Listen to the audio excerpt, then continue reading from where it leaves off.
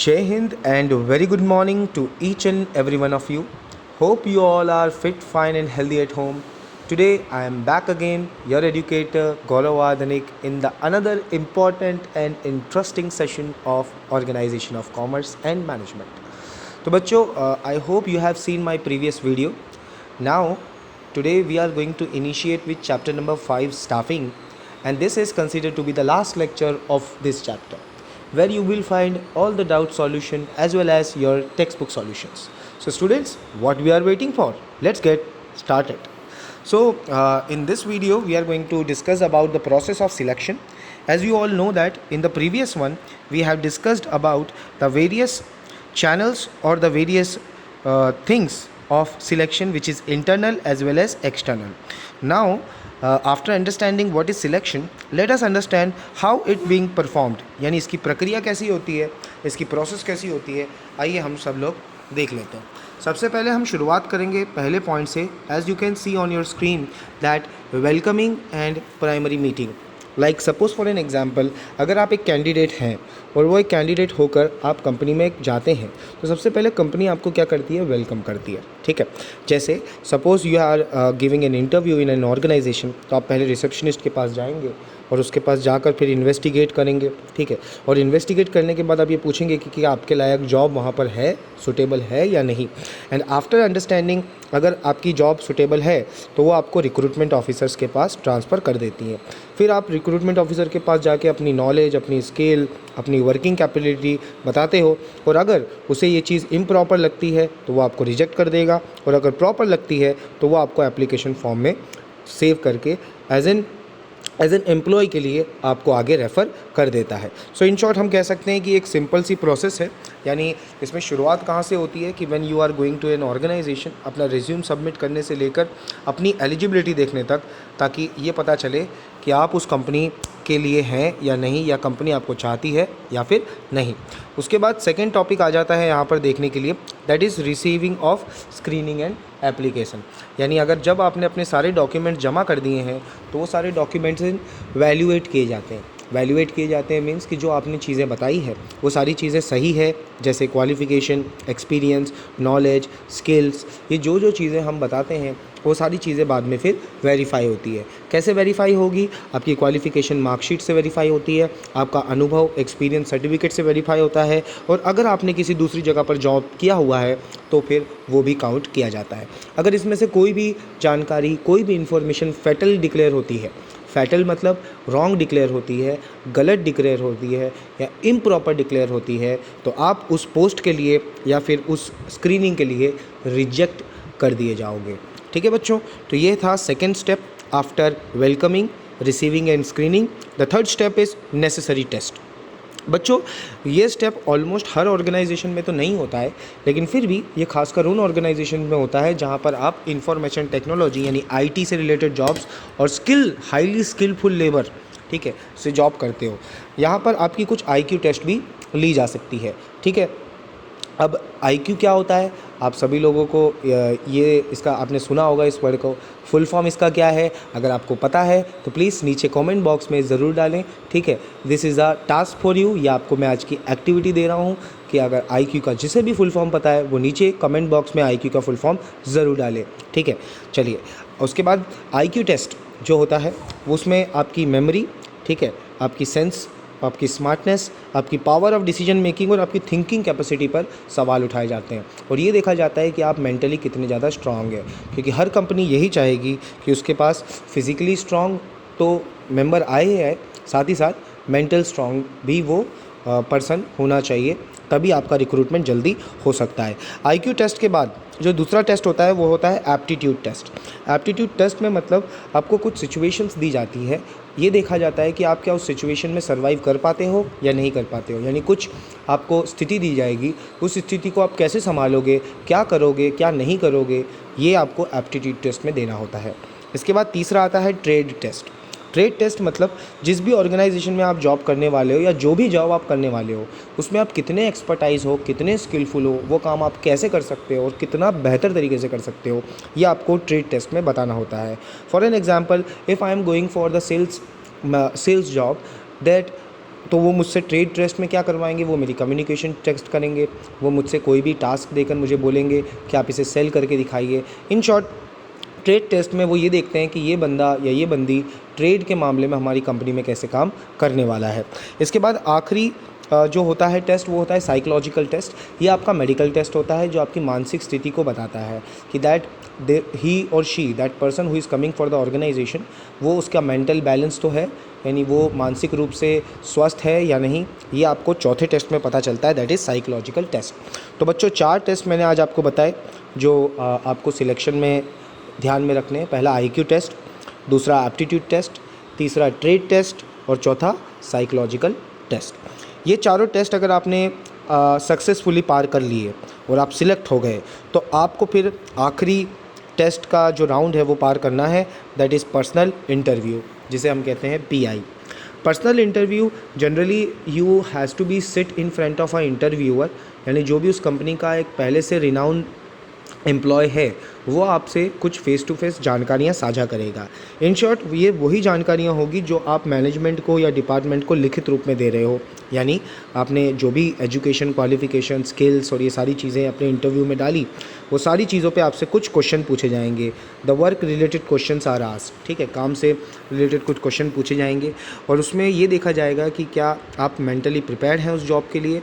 अगर आपका इंटरव्यूअर आपसे सेटिस्फाइड होता है और आपसे पूरी तरह से सहमत होता है, देन ही और she will guide you and recruit you in his और हर कंपनी, ठीक है। तो आखिरी स्टेज होगी पर्सनल इंटरव्यू, और पर्सनल इंटरव्यू में आपकी जॉब क्लैरिफिकेशन, आपकी सैलरी क्लैरिफिकेशन, आपके सारे जितने भी डाउट्स हैं वो सारे के सारे डाउट्स ख़त्म हो जाते हैं, ठीक है बच्चों। तो ये था आपका आखिरी स्टेप, एक तरीके से हम कह सकते हैं, ठीक है, कि पर्सनल इंटरव्यू के बाद आप कंफर्म हो जाते हो किसी भी ऑर्गेनाइजेशन में एज एन जॉब करने के लिए, right. And after getting a permanent personal interview successful, the next thing is to checking references. References का मतलब ये होता है बच्चों कि आप किसी भी ऑर्गेनाइजेशन में जाओगे तो आपसे वो रेफरेंस ज़रूर करवाते हैं कि अगर आप इस ऑर्गेनाइजेशन में आए हो तो क्यों आए हो, किसके थ्रू आए हो, ठीक है, या फिर अगर आप जुड़ रहे हो तो आप किसी को रेफ़र करिए, 2 लोगों को रेफ़र करिए, ठीक है। तो ये होता है रेफरेंसेस, ठीक है। रेफरेंसेस पास्ट में भी किए जाते हैं, प्रेजेंट में भी किए जा रहे हैं, खासकर स्पेशली ये कॉन्टैक्ट बिल्डिंग और नेटवर्क बिल्डिंग के लिए किए जाते हैं, ताकि जो भी संस्था है उसका नेटवर्क और ज़्यादा स्ट्रॉन्ग हो सके, ज़्यादा से ज़्यादा लोग उसको जाने। Just because of that reference use to came along, it helps to take right decision although, ठीक है। इसके बाद आता है नेक्स्ट प्रिलिमिनरी सिलेक्शन। अब सिंपल है, जैसे आप इंटरव्यू में सिलेक्ट हुए हो वैसे आपके जैसे बहुत सारे दूसरे लोग भी होंगे जो इंटरव्यू में सिलेक्ट हो गए होंगे।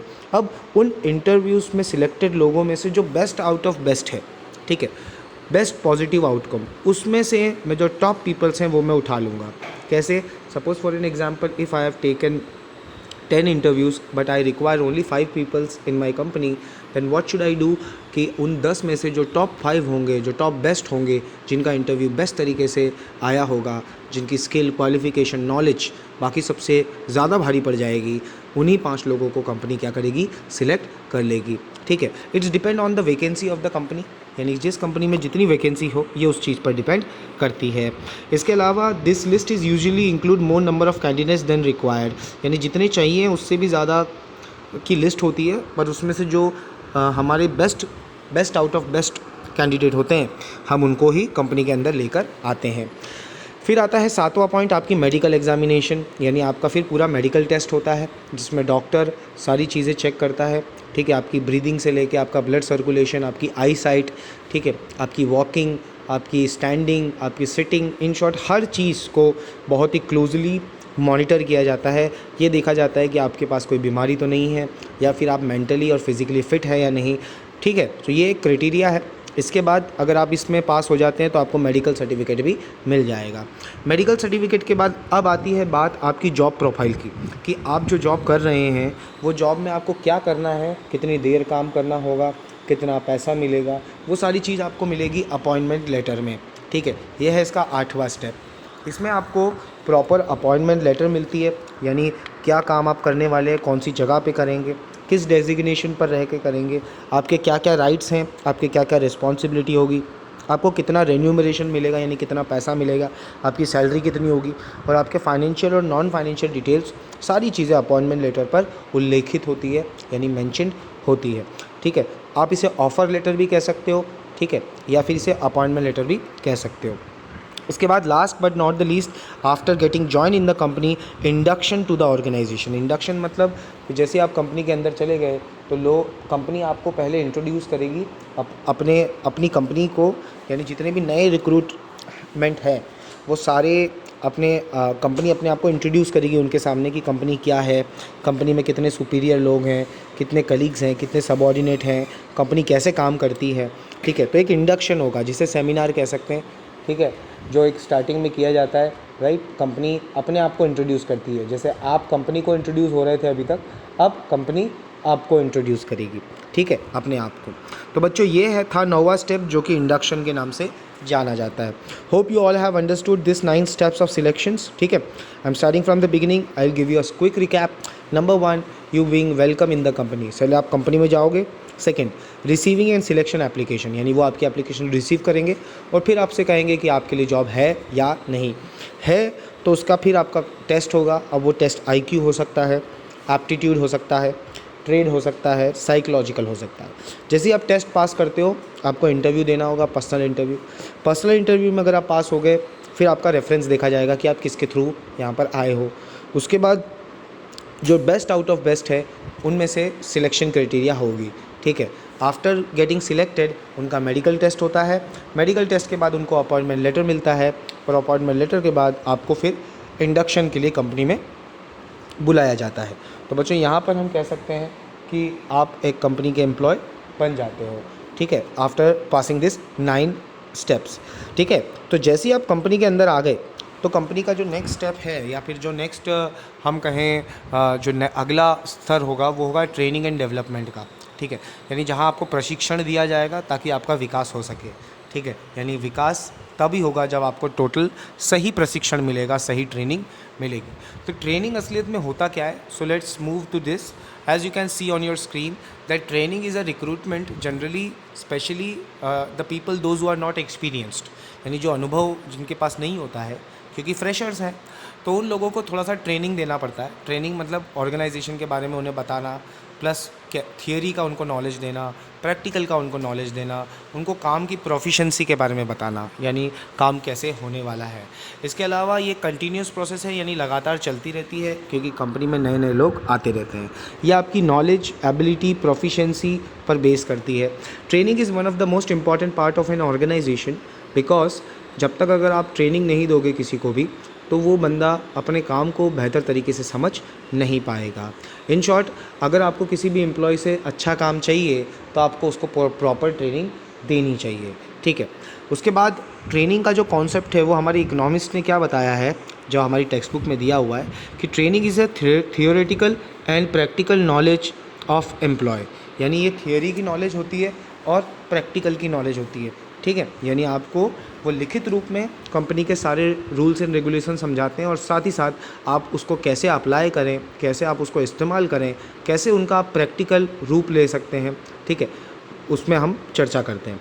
एक्सपर्ट की अगर हम माने तो एक्सपर्ट ने कहा है कि ट्रेनिंग अप टू डेट होनी चाहिए, यानी जैसे जैसे समय चेंज होता है वैसे वैसे ट्रेनिंग के तरीके भी चेंज होते जाने चाहिए, राइट, ताकि हम ज़्यादा से ज़्यादा एम्प्लॉयज़ की स्किल को, उनकी एफिशिएंसी को, उनके एप्टीट्यूड को, एटीट्यूड को और उनकी टेक्निकल स्किल्स को और भी ज़्यादा हम शार्प कर सकें और अच्छा कर सकें। इन शॉर्ट, हमारी टेक्स्ट बुक में जो डेफिनेशन दी गई है, please underline that training means an imparting knowledge education with the objective of gaining proficiency in the business. मतलब क्या हुआ कि ट्रेनिंग मीन्स इम्पार्टिंग, यानी ट्रेनिंग आपको एक नॉलेज प्रदान करती है। एजुकेशन विद ऑब्जेक्टिव, यानी ज्ञान तो है पर ये लक्ष्य के साथ का ज्ञान है, यानी सबसे पहले आपको समझाया जाएगा कि आपको करना क्या है, आपका लक्ष्य क्या है। आप अगर इस संस्था में जुड़ रहे हैं तो आपको कहाँ तक पहुँचना है, पर उस लक्ष्य तक पहुँचने के लिए आपके पास ज्ञान होना ज़रूरी है, तो वो ज्ञान आपको ट्रेनिंग में ही मिलेगा। ठीक है, यानी लक्ष्य तक कैसे पहुँचा जाए, अपनी मुसीबतों, अपनी परेशानी और अपनी समस्याओं को कैसे हल किया जाए, वो आपको इन्हीं ट्रेनिंग के माध्यम से कंपनी सिखाना चाहती है और आपसे चाहती है कि वो आप इस चीज़ों को सीखें। After understanding this the concept of training, why it is important, let's see that. The first and the major thing which is very much important in the part of training, it is modern information, यानी अगर हम कहें तो आधुनिक जानकारियाँ। देखो बच्चों, समय कभी किसी का नहीं होता, हमेशा बदल जाता है, ठीक है, चाहे वो अच्छा हो या फिर बुरा हो। कोई भी समय लंबे समय तक नहीं रहता, लेकिन हमें एक चीज़ वो ज़रूर सिखा के जाता है, वो है सीख, ठीक है। यानी हम कह सकते हैं कि हर वक्त चाहे हमें कुछ अच्छा सिखाएगा या फिर बुरा सिखाएगा, लेकिन सिखाएगा ज़रूर। तो बच्चों, उसी तरह ट्रेनिंग में भी हर ऑर्गेनाइजेशन को कुछ सीखते रहना चाहिए, कुछ नया सीखते रहना चाहिए, ताकि वो अप टू डेट रह सके। सेकेंडली, सेफ्टी, ये बहुत ज़रूरी होता है। आज के कोरोना टाइम में हम सब समझते हैं कि सेफ्टी कितनी ज़्यादा इंपॉर्टेंट है, बट किसी भी ऑर्गेनाइजेशन में अगर आप एक कंपनी में जा रहे हो, तो आपकी सेफ्टी, ऑर्गेनाइजेशन की सेफ्टी और आपसे दूसरों की सेफ्टी, ये भी बहुत ज़रूरी है, ठीक है, सुरक्षा की भावना। इसके अलावा जॉब सेटिस्फैक्शन, मतलब आपके काम से आप कितना संतुष्ट हो, ठीक है। देखिए, जनरली अगर हम बात करें संतुष्टि की, सेटिस्फैक्शन की, तो सेटिस्फैक्शन हर किसी का हर चीज़ में नहीं होता। किसी का सेटिस्फैक्शन पैसे में होता है, किसी का सेटिस्फैक्शन नाम में होता है, किसी का सेटिस्फैक्शन काम में होता है, ठीक है। तो हर किसी का अपना अपना सेटिस्फैक्शन होता है। तो एम्प्लॉयज़ का सेटिस्फैक्शन जान के कि उसे किस में ज़्यादा संतुष्टता मिलती है, कंपनी उसे वही चीज़ ऑफ़र करती है। अगर किसी को डेजिग्नेशन चाहिए, सैलरी में इतना इशू नहीं है, तो वो डेजिग्नेशन पाता है। अगर किसी को सैलरी अच्छी चाहिए और डेजिग्नेशन में कोई इशू नहीं है, तो वो सैलरी अच्छी पाता है। इन शॉर्ट, हम ये कह सकते हैं कि हमें इस तरह ट्रेन करना है लोगों को कि वो अपने जॉब से सेटिस्फाइड हो जाए। इसके बाद चौथा स्टेप आता है reduction of rate of labour turnover ratio. बच्चों, हर कंपनी के अंदर जो एम्प्लॉयज़ पर किया जाने वाला खर्चा है, ठीक है, एम्प्लॉयज़ पर किया जाने वाला खर्चा है, हर कंपनी चाहती है कि वो पिछले साल के मुकाबले कम हो। यानी अगर पिछले साल 1 लाख खर्चा हुआ है, तो इस साल 50,000 खर्चा हो, यानी जो टर्नओवर रेशियो है वो क्या हो जाए, कम हो जाए। अब वो कैसे कम होगा? जब आपके पास एक्सपीरियंस, स्किलफुल लेबर होंगे, बशर्ते आप अनस्किल्ड लेबर को अगर अपनी कंपनी के अंदर रखते हो, तो वो कभी भी आपके लिए फ्रूटफुल नहीं होंगे। इसलिए हर कंपनी यही चाहती है कि वो आपको अच्छे से अच्छे एम्प्लॉय आप रखो उनके, ठीक है। तो ये बहुत ज़रूरी हो जाता है कि हर कंपनी अनस्किल्ड लेबर की जगह स्किल्ड लेबर को अपनी ऑर्गेनाइजेशन में जुड़ाए। इसके अलावा ये बहुत इंपॉर्टेंट टास्क भी है कंपनी के लिए, क्योंकि एक बहुत बड़ा इन्वेस्टमेंट होता है ट्रेनिंग और डेवलपमेंट में, और कंपनी चाहती है कि वो ऐसे एम्प्लॉयज़ हायर करे जो लंबे समय तक कंपनी के साथ टिके रहें, ठीक है। उसके बाद 5वां पॉइंट आता है बच्चों, next, that is increase in profit. बच्चों, प्रॉफिट की अगर हम बात करते हैं, बिज़नेस की अगर हम बात करते हैं, तो ये बहुत ज़रूरी हो जाता है, क्योंकि हर बिज़नेस का जो पॉइंट ऑफ व्यू है वो सिर्फ प्रॉफिट ही है। चाहे वो HUF हो, हिंदू अनडिवाइडेड फैमिली, चाहे वो सोल प्रोप्राइटर हो, चाहे वो जॉइंट स्टॉक कंपनी हो, ठीक है, किसी भी तरह की कंपनी हो, वो सब प्रॉफिट के लिए ही काम करते हैं। तो कंपनी का एक ये बहुत इंपॉर्टेंट टास्क हो जाता है कि जो भी एम्प्लॉयज़ कंपनी में आए, वो प्रॉफिट को आगे ले जाए, पीछे ना लाए, ठीक है, यानी ज़्यादा से ज़्यादा प्रॉफिट ला के दे कंपनी को। इसके अलावा या तो अगर वो प्रॉफिट नहीं ला पा रहा है, तो वो एक्सपेंसेस कम करे, मतलब जो खर्चे हैं, ठीक है, क्योंकि saving is also another type of income. बचत भी एक तरीके की हमारी आवक होती है, ये हमने कोरोना काल में देख लिया है और समझ भी लिया है। तो बच्चों, रिडक्शन ऑफ एक्सपेंस भी चाहिए हमें, ताकि रॉ मटेरियल वेस्ट ना हो, ठीक है, और इस तरीके से सुपरविज़न करें कि हर चीज़ का प्रॉपर यूज़ हो जाए, ठीक है। इसके बाद आता है growth and development of employee, यानी हर एम्प्लॉय को प्रॉपरली ग्रोथ देना, सब अपना स्ट्रेस कम करके अच्छे से काम करें, ये भी बहुत ज़रूरी है। इसके अलावा अदर बेनिफिट्स हैं। अदर बेनिफिट्स मतलब कि अगर आपकी कंपनी में आपको कुछ आप लॉयल हैं, ठीक है, अच्छे समय से आप काम कर रहे हो, सिंसियर हो, एंथुसियास्टिक हो, तो ऐसे एम्प्लॉयज़ को ज़्यादा लंबे तक प्रमोट किया जाता है, क्योंकि ऐसे ही एम्प्लॉयज़ कंपनी को आगे लेकर जाते हैं। स्पेशली अगर हम बात करते हैं एक स्टेटमेंट की, तो training is an expensive process but more expensive, ठीक है। ट्रेनिंग एक एक्सपेंसिव है, but absence is more expensive, यानी ट्रेनिंग एक खर्चीली प्रोसेस है, लेकिन अगर आप ये नहीं करोगे तो ज़्यादा खर्च होगा।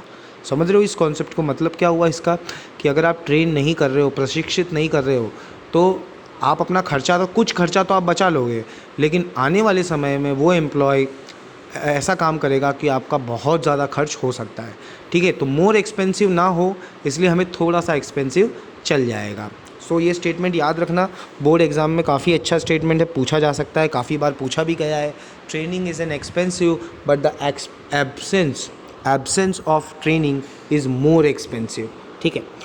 तो याद रखिएगा बच्चों। इसके बाद आखिरी जो टॉपिक है वो है डेवलपमेंट का, आइए देख लेते हैं उसको, विकास, ठीक है। ट्रेनिंग की बात की अभी तक हमने। बच्चों, अगर आप ट्रेन होते हो, जैसे आज मैं आपको पढ़ा रहा हूँ, आप सीख रहे हो, ठीक है, हम आपको पढ़ा रहे हैं। तो ये एक तरीके की ट्रेनिंग ही है, ठीक है, जो आपको प्रॉपर ट्रेनिंग देखने को मिलती है, राइट। इसके अलावा जनरली आप अगर ट्रेन अच्छे से होते हो तो आप ऑटोमेटिकली क्या हो जाओगे, डेवलप हो जाओगे, ठीक है, विकसित हो जाओगे। यानी आपके जो चांसेस है वो हायर लेवल के जाने के, प्रमोशन होने के बढ़ जाते हैं। आप हाईली इफ़ेक्टिव हो जाते हो, ठीक है, कंपनी में एक्सपीरियंस हो जाते हो, सारे स्ट्रेटेजिकल प्लान और पॉलिसी के बारे में अच्छे से आपको पता चल जाता है, ठीक है। इसलिए आप ऑफिसर्स लेवल तक पहुंच सकते हो। यानी इन शॉर्ट अगर आपने अच्छे से ट्रेनिंग ली है तो आपके प्रमोशन के चांसेस भी ज़्यादा हो जाएंगे, जिससे आप ऑटोमेटिकली क्या हो जाओगे, डेवलप। सो इसका जो कॉन्सेप्ट है बच्चों को क्या देखने को मिलता है हमें, कि इसमें आपको थियरी और प्रैक्टिकल नॉलेज को अप्लाई करना होता है, जो भी आपने ट्रेनिंग में सीखी है, और अप्लाई करके आप अपने आप को और भी डेवलप कर सकते हो। Why it is important, number 1, technical knowledge के लिए आपको किसी भी चीज़ की तकनीकी नॉलेज होना बहुत ज़रूरी है, ठीक है। यानी आपको वो काम कैसे होता है, कैसे वो परफॉर्म होता है, चाहे वो टेक्निकली हो, मशीनिकल हो या फिर मैथडिकल, आप उसके बारे में सारी जानकारी आपको होनी चाहिए। सेकेंडली, न्यू आइडियोलॉजी यानी नई मानसिकता, ये भी बहुत ज़रूरी होती है, क्योंकि अगर आप क्रिएटिविटी इंक्लूड नहीं करोगे, इनोवेशन इंक्लूड नहीं करोगे, नई थिंकिंग को कंपनी में नहीं लाओगे, तो हो सकता है शायद कि आपकी जो गिनती है वो ओल्ड प्रोडक्ट में होने लगे। तो आपको हर चीज़ कुछ नए करते रहना ही होगा। इसके बाद तीसरा पॉइंट आपको बोलता है, that is development of organisation, यानी इंडिविजुअल के साथ साथ ऑर्गेनाइजेशन पूरी डेवलप हो जाती है। रिसोर्सेज को आप ऑप्टिमम यूज़ करते हो, यानी पूरी तरह यूज़ करते हो। इसके अलावा सॉल्यूशन ऑफ प्रॉब्लम, यानी हर चीज़ का एक सॉल्यूशन आपको मिलेगा अगर आप प्रॉपर डेवलपमेंट चाहते हो, प्रॉपर ट्रेनिंग अगर आपने ली है तो आपके पास हर चीज़ का सॉल्यूशन होगा, ठीक है। इसके अलावा छठा पॉइंट बोलता है सुपरविजन, यानी आप पर सुपरविजन होता है, ठीक है, प्रॉपर सुपरविजन जो आपके हायर अथॉरिटीज़ हैं वो आपके ऊपर रखेंगे। इसके अलावा reduce of stress and development of progress, यानी जो भी एम्प्लॉयज़ आपके साथ काम कर रहे हैं उनके ऊपर ज़्यादा स्ट्रेस नहीं होना चाहिए, उनके प्रॉब्लम ज़्यादा नहीं आनी चाहिए। आएंगी प्रॉब्लम तो ज़्यादा आएंगी, बट उनको कन्फ्यूजन से और उस स्ट्रेस से उसके अपलाइन को ही बाहर निकालना होता है। यानी जो आपका हायर है वो आपको टेंशन देने के लिए नहीं, आपका टेंशन कम करने का काम करना चाहिए, राइट। तभी वही एम्प्लॉय उस ऑर्गेनाइजेशन में लंबे समय तक काम करता है, राइट बच्चों। तो आई होप आपको ये 8 पॉइंट अच्छे से समझ में आ गए with development program. These 8 points considered to be the importance of development, which is increase in technical knowledge, new ideology, development of organization, optimum resources of use, then solution हर चीज़ का, constant supervision, reduce stress and development. So now let's move on to the last and final topic of the chapter, which is training and development में difference. जैसा कि आप देख सकते हो दोनों के मीनिंग में डिफरेंस क्या है, कि ट्रेनिंग जो है, ठीक है, ट्रेनिंग की अगर हम बात करते हैं तो ट्रेनिंग एक थियोरेटिकल और प्रैक्टिकल नॉलेज है, राइट, जिससे आप कोई भी काम को अच्छे से कर सकते हो। डेवलपमेंट क्या है, कि उस थियोरेटिकल नॉलेज को, उस प्रैक्टिकल नॉलेज को आपको अप्लाई करना है, यानी आपको क्या करना है, आपको इम्प्लीमेंट करना है। आपने सीख तो लिया है, अब आपको उसे अप्लाई करना है, ये डेवलपमेंट में आता है। ऑब्जेक्टिव्स क्या होते हैं इसके, ट्रेनिंग का ऑब्जेक्टिव ये है कि आपकी एफिशिएंसी बढ़े, आपकी क्षमता बढ़े, आपकी प्रोडक्टिविटी बढ़े, ताकि आप कंपनी में ज़्यादा काम कर सको। और डेवलपमेंट एक ओवरऑल सर्कमस्टांसेस होता है, जिसमें मैनेजमेंट में आपकी कैपेबिलिटी के हिसाब से आप दूसरों से काम करवाते हो, क्योंकि अब आप अनुभवी हो चुके हो, एक्सपीरियंस्ड हो चुके हो। इसके बाद तीसरा पॉइंट है centre point, that is known as कि ट्रेनिंग जो है वो वर्क का सेंटर पॉइंट है, यानी हर इंसान को ट्रेनिंग तो लेनी ही है, चाहे वो हायर अथॉरिटी में है या फिर लोअर अथॉरिटी में। और डेवलपमेंट हमेशा फ्यूचर कंसर्न होता है। फ्यूचर कंसर्न मतलब कि अगर आपको ठीक नहीं लगता उस कंपनी में तो आप चाहो दूसरी जॉब स्किट कर सकते हो, बशर्ते आपका जो अनुभव है वो आप उस कंपनी से साथ में लेकर जा रहे हो। इसके बाद टाइम एंड एक्सपेंस, ये एक शॉर्ट टर्म प्रोसेस है लेकिन लेस एक्सपेंसिव है, जल्दी हो जाती है और कम खर्चीली है। पर डेवलपमेंट लॉन्ग टर्म प्रोसेस है और हाई एक्सपेंसिव है, यानी लंबे समय तक चलेगी और खर्च भी इसमें ज़्यादा होगा। ट्रेनिंग के अंदर एक्सपीरियंस्ड एम्प्लॉय और एक्सपर्ट और सुपरवाइज़र सब इन्वॉल्व होते हैं, क्योंकि वो नए लोगों को ट्रेन कर रहे हैं। और डेवलपमेंट के अंदर एजुकेशनल इंस्टीट्यूट, जैसे आज हम आपको पढ़ा रहे हैं, थियोरी और प्रैक्टिकल का नॉलेज दे रहे हैं, सेम एज। ट्रेनिंग जो है वो बॉटम लेवल को दी जाती है, डेवलपमेंट जो है वो हायर लेवल और मिडिल लेवल को दी जाती है, ठीक है बच्चों।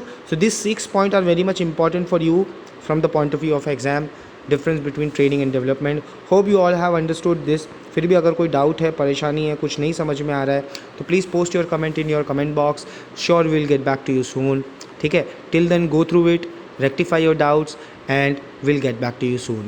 Till then, take care of yourself अपना ध्यान रखिए, अपनी फैमिली का ध्यान रखिए और अगले लेक्चर का इंतज़ार करिए.